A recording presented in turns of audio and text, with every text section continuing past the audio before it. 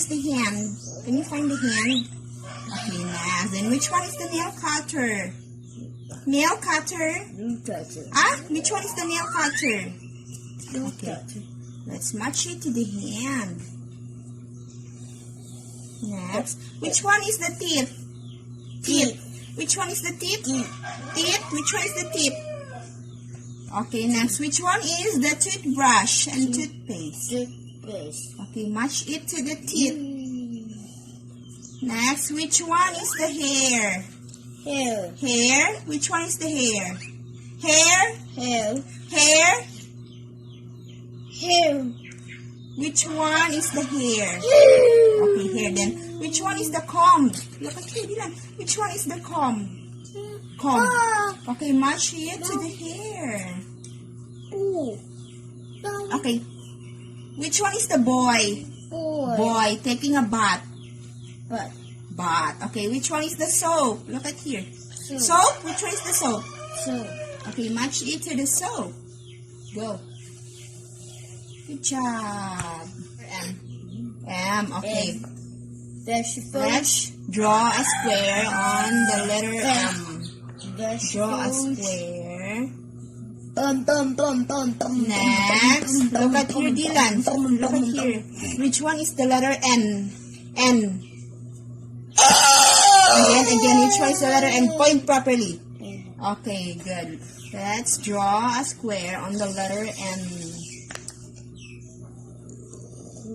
Next. Okay, look at here. Which one is the letter V? V. So you point properly. Which one is the letter V? V. Okay. Let's draw a square on the letter V. Look at here, go. Watch what you're doing. Watch what you're doing. Watch what you're doing.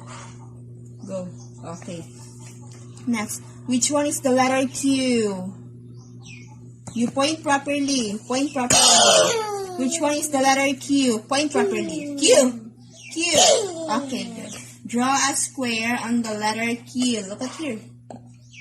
Draw a square. Oh, you draw properly. This is a square. Go, continue. Go. Next. Which one is the letter B? B. Okay, good. Let's draw a square on the letter B. Go. Draw a square. Watch what you're doing. Okay, next. Let's start. Look at here. It's a. Dylan, look at here. It's a.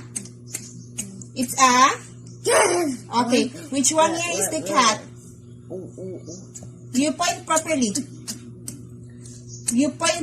Which one is the cat? Good. Sige. Let's encircle the cat.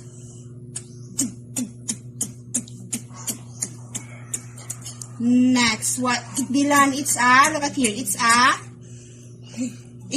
Again louder. It's a. Pig. It's a? Pig.